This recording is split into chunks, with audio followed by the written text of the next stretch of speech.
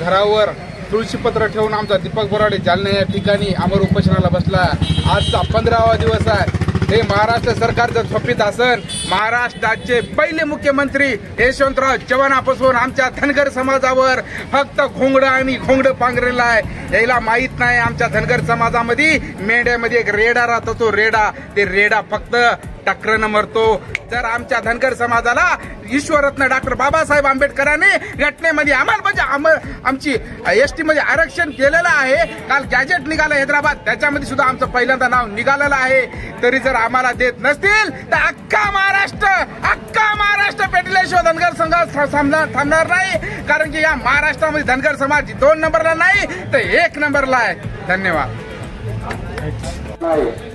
आंदोलनाला सर्व उपस्थित बांधव आणि आपले जो मनोज भाऊ आपले दीपक भाऊ बोराडे जालन्याला उपोषणाला बसलेले आहेत, त्यांना शासनानं आपला धनगर समाजला आरक्षण द्यावं आणि आपल्या धनगर समाज आणि मराठा समाज गुन्ह्यागोविंदाने एका काटा सोबत खेड्यापाड्याने सोबत राहतो आणि सोबत यापुढे सुद्धा राहणार आहे आणि आमच्या मराठा समाजाच्या वतीने धनगर समाजाला जाहीर पाठिंबा देतो आणि थांबतो। विषय आमचे दीपक भाऊ बोराडे जालना येथे एसटी आरक्षणाच्या अंमलबजावणीसाठी बसलेले उपोषणला आज 15वा दिवस आहे। अजूनही अद्याप सरकारनं त्याची दखल घेतली नाही। त्यामुळे आम्ही आंदोलन चक्काजाम आंदोलन केलं आणि त्यांच्या मार्गदर्शनाखाली आम्हाला 2014ला फडणवीसनं आम्हाला शब्द दिलता की आमची सरकार निवडून द्या आम्हाला, आम्ही तुम्हाला पहिल्या कॅबिनेटमध्ये आरक्षण देऊ। पण त्यांनी 3 वेळेस डबल सत्ता आली, अद्यापही त्यानं आरक्षणाची बैठक घेतली नाही ना अंमलबजावणी केली नाही। त्यामुळे आम्ही इथं आमचे दीपक भाऊ उपोषणाला बसले। आमच्या दीपक भाऊची जर तब्येत काल खूप खराब झाली आणि आज 2 दिवस आम्ही वाट पाहणार आहेत, नाही तर पूर्ण महाराष्ट्र बंद करून टाकणार आहेत। एका बी मंत्र्याला बाहेर फिरू देणार नाहीत, ना आमदारला फिरू देणार, ना लोकप्रतिनिधी कोणताही असो आमदार खासदार कोणालाच बाहेर फिरू देणार नाहीत। आम्हाला खात्री मुख्यमंत्री आरक्षण देतील म्हणून, पण ते टोलाटोली करायलेत। त्यांना वाटायलंय की धनगर समाज जागा झाला नाही। आज आम्ही एवढे जागे आहेत की आम्ही पूर्ण महाराष्ट्र बंद करू शकतो। आता उद्या आम्ही मुंबई बंद करायची हाक देणार आहेत, मुंबईला सर्वजण जाणार आहेत। आम्ही गेल्या 70 वर्षात आम्ही दरवेळेस याच्या आधी काँग्रेस राष्ट्रवादी या सरकारनं आम्हाला 70 वर्ष असंच केलं। हे 15 वर्ष झाले यांनी बी हे केलं। यांनी जर आरक्षण नाही दिलं तर आम्ही वेगळा पर्याय करू दुसरा। या पण या दोघांना हरामखोरायला आम्ही सत्तेतून बाहेर ठेवता। मराठा समाज तुलनेत आपली मोठे मोर्चे मोठे आंदोलन होत आहेत, तर आपल्या समाज बांधवांना आपण यापुढे काय आवाहन कराल नेमकं? आम्ही समाज बांधवांना आतापर्यंत एवढंच आवाहन केलंय, शांतीत क्रांती करायची। आम्ही शांतीत क्रांती केली, पण यानंतर आमचा उद्रेक होईल। यानंतर यांनी समजून जावं सरकारनं की बा उद्रेक व्हायच्या आधी आमचा अंमलबजावणी करावी। आरक्षणाची अंमलबजावणी करावी हाच काही लढा नाही, 70 वर्षापासूनचा हा लढा आहे। आणि हा लढा 70 वर्षापासून आमचे पूर्वीचे जे चळवळीतील सर्व समाज बांधव त्यांनी रेटीस आणला। आजपर्यंत लढा हा इथपर्यंत लोटत आणला नाही। आज तरुण पिढी त्यामध्ये आम्ही सगळे सहभागी आहेत। माझं एवढं सरकारला विनंती आहे की 70 वर्षापासूनचा लढा आहे हा आपण तातडीने सोडवा आणि आमच्या मुलाबाळांचं लेकराबाळांचं जे भविष्य या एसटी आरक्षणाच्या अंमलबजावणीच्या त्या सर्टिफिकेट म्हणजे ते आमच्यासाठी अमृत आहे, त्या अमृताची तातडीने अंमलबजावणी करावी। दीपक भाऊ बोराडे मागील अनेक दिवसापासून आपल्या उपोषण करत आहेत, त्यांची प्रकृती खालावली आहे, पण शासन त्याबाबत कुठं गंभीर दिसत नाही। त्याबद्दल आपली काय प्रतिक्रिया आहे? निश्चितच माझे चळवळीतील सहकारी दीपक बोराडे आणि मी अनेक वर्षापासून चळवळीत काम करतो आणि त्यांनी आणि आम्ही अनेक आंदोलनं केलेली आहेत। यापूर्वी सुद्धा मला एवढंच सांगायचं की दीपक भाऊ बोराडे यांची प्रतिकृती रात्री मी जालन्यातच होतो, मी कंटिन्यू जालन्यात आहे। पण मला रात्री तिथून निघताना सुद्धा पाय ओढून गेला की दीपक भाऊला मी बदनापूरच्या जवळजवळ आपल्या परतूरच्या जवळजवळ आली की लगेच फोन आला की भाऊची तब्येत अत्यंत खालावलेली आहे। माझी सरकारला विनंती आहे की इतकं जर आपण सकाळी जेवण केलं आणि संध्याकाळी नाही वेळ झालं तर आपण चिडचिड करतो, पण आजही दीपक भाऊ आमचे मल्हारी योग्य आहेत। त्यांनी आजही कुठेही असंविधानिक भाषा कुठे केल्याचं मला काही जाणवत नाही। म्हणून आमच्या धनगर समाजाचा आपण अंत पाहू नका। हा धनगर समाज एकदा बिघडला तर तुम्हाला भल्यांना पळता होईल थोडी होईल।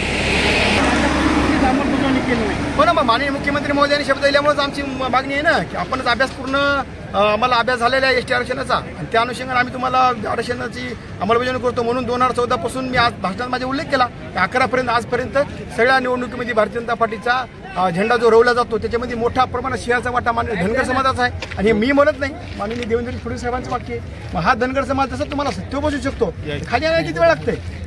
जास्त वेळ लागणार नाही. मागण्या पूर्ण झाल्याच्यानंतर याच्यानंतरची पार्श्वभूमी काय आहे? मागण्या आमच्या पूर्ण झाल्यानंतर यांच्यानंतर पार्श्वभूमी आता मी जिल्ह्याची एक बैठक घेणार आहे मोठी. तसे आम्ही बैठक घेऊन आम्ही ठरवू आणि या जिल्ह्यामध्ये एक वेगळा पॅटर्न तयार करू.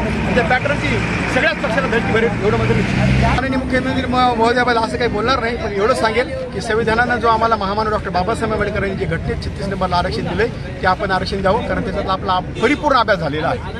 आता पुढील स्थानिक स्वराज्य संघटनेच्या निवडणुका जिल्हा परिषद त्याच्यावर आपला बहिष्कार असणार आहे? बहिष्कार नाही, अजिबात बहिष्कार असणार नाही. आम्ही परभणी जिल्ह्यातील सर्वांची व्यापक बैठक घेऊ जिल्ह्यावरती आणि आम्ही ठरवू तेच या जिल्ह्यामध्ये होईल एवढं मात्र निश्चित सांगतो.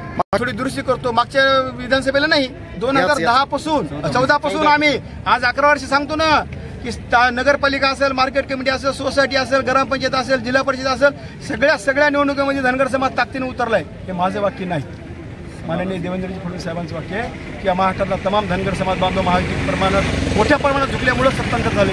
मग मी तेच सांगतोय ना की आम्हाला आता डॉक्टर बदलण्याची वेळ येऊ देऊ नका. आणि 2014च्या पूर्वीचं जे सरकार होतं सत्तेत, आज खूप तडफड करतंय, पण सत्तेत आलं का? नाही आलं. का नाही आलं? तर धनगर समाज त्यांच्या बाजूने नाही. म्हणून माझी विनंती आहे की मग तशी वेळ तुमच्या परत येऊ नये. म्हणून आमची विनंती आहे की आम्हाला डॉक्टर एकदा बदलला तर परत या डॉक्टरकडे जायची का धनगर समाजाची परत मानसिकता होईल असं मला वाटत नाही. धन्यवाद.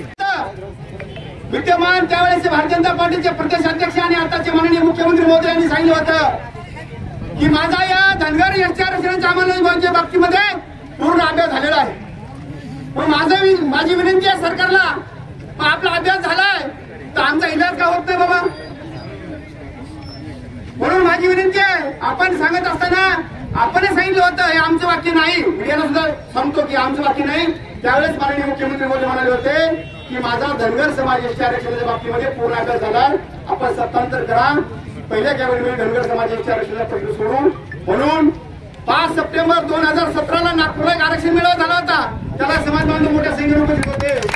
त्या कार्यक्रमामध्ये महाराष्ट्राचे मुख्यमंत्री माननीय देवेंद्रजी फडणवीस साहेब त्या कार्यक्रमाचे प्रमुख पाहुणे होते आणि त्या ठिकाणी आम्ही एक घोषवाक्य केलं होतं. ते काय होतं?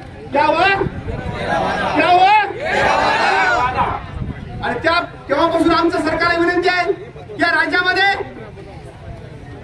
56 पासून धनगर आणि धनगरचा जो अपप्रचार चालवला आहे आणि त्या एका शब्दामुळे आमच्या एसटीचं आरक्षणाचं आमच्या लेकरबाळांचं भविष्य अंधारमय केलेलं आहे. म्हणून या सरकारचं मी प्रथम ध्यान करतो. माझी सरकारला विनंती आहे, आजही या राज्यामध्ये ट्रायबलचं जे बजेट येतंय ते बजेट धनगर समाजाला समाविष्ट करून येतंय. येणारं बजेट हे या महाराष्ट्रामध्ये आज तालुक्याच्या वतीनं तालुका फाटा पूर्ण या ठिकाणी तालुक्यातून मोठ्या प्रमाणावर धनगर बांधव इथे झाले होते. त्यांनी वेगवेगळ्या प्रकारे रस्ता रोको आंदोलन केलं. बऱ्याच मेंढ्या ज्या आहेत मेंढ्या पण आल्या होत्या, सर्व समाज बांधव आले होते आणि एकदम शांतीच्या मार्गानं रस्ता रोको झालं. त्याच्यामध्ये जे शाळेतील मुलं होते, त्यांचे वाहनं होते ते काढून देण्यात आले आणि जे काही समजा इमर्जन्सी पेशंट होते, रुग्ण होते, त्यांनाही रस्ता मोकळा करून देण्यात आला. आणि एकदम आपलं जे संविधानिक मार्गानं जे धनगर समाजाची एसटी आरक्षणाची मागणी आहे त्याबद्दल रस्ता रोको झालं. कसं आहे माहिती आहे का की जेव्हा समजा आरक्षणाची गरज भासेल कुठलाही समाज असो तेव्हा तो समाज खूप मोठ्या प्रमाणावर रस्त्यावर उतरत असतो आणि आपल्या पद्धतीनं आंदोलन करत असतो. तर मराठा समाजांनाही समजा खूप आरक्षणाची गरज होती, त्यांनाही त्यांच्या पद्धतीनं आरक्षण भेटलं. आता धनगर समाजाची अशी मागणी आहे की बाबा जे काही समजा 70-80 वर्षापासूनची मागणी आहे त्याच्यामध्ये 2-3 पिढ्या गेल्या, तर आता तरी सरकारनं धनगर समाजाची मूळ मागणी लक्षात घेऊन त्यांना एसटीचं प्रमाणपत्र दिलं पाहिजे. आणि एसटीचं आरक्षण आहेच, फक्त त्याची अंमलबजावणी बाकी आहे, ती अंमलबजावणी केली पाहिजे. समाज बांधवाची भावना आहे. बरं, आपले दीपक भाऊ मागील 13-14 दिवसापासून उपोषणाला बसलेले आहेत, त्यांची प्रकृती खालावलेली आहे, परंतु राज्य सरकार त्याची कुठली दखल घेत नाही, त्याबद्दल आपण काय सांगाल? आज उपोषणाचा 15वा दिवस आहे. खरं तर म्हणजे खूप गंभीर त्यांची परिस्थिती होत चाललेली आहे. तर सरकारनं माझी सर्व समाजाच्या माध्यमातून सरकारनं आणि प्रशासनाला एवढीच विनंती आहे की लवकरात लवकर आपण त्यांच्या उपोषणाची दखल घेऊन आपण काहीतरी तोडगा काढला पाहिजे, काहीतरी निर्णय घेतला पाहिजे. आता समजा दीपक भाऊ बोराडे यांनी पुढाकार घेतला आहे आणि यांच्या मार्गाने चालण्याचा समाजाने एक निर्णय घेतला आहे. ते ज्या पद्धतीनं सूचना देतील तसा समाज आता पुढे जाईल. सरकारला देवेंद्र फडणवीस राज्याचे विरोधी पक्षनेते होते त्यावेळेस त्यांनी बारामती येथे समाज बांधवांना आश्वासन दिले होते की आमचं सरकार आल्याच्या नंतर आम्ही तुम्हाला एसटीचे आरक्षण देऊ. पण आत्तापर्यंत 10 वर्ष झाले, 2025 आहे, अजूनही मुख्यमंत्री महोदयाने या गोष्टीचा निर्णय घेतलेला नाही. आणि त्याबद्दल आज जालना येथे दीपक भाऊ बोराडे उपोषणाला बसलेले आहेत. आणि जसे दीपक भाऊ बोराडे यांचे आदेश समाजाला येतील तसे आम्ही पूर्ण आदेश जसे येतील तसे पाळीत राहू. आम्ही बद्दल बी त्यांचं धन्यवाद. आणि मीडिया, पोलीस प्रशासन, तहसीलदारच्या प्रतिनिधी म्हणून यांचं बी सर्वांचा आभार व्यक्त करतो. समाज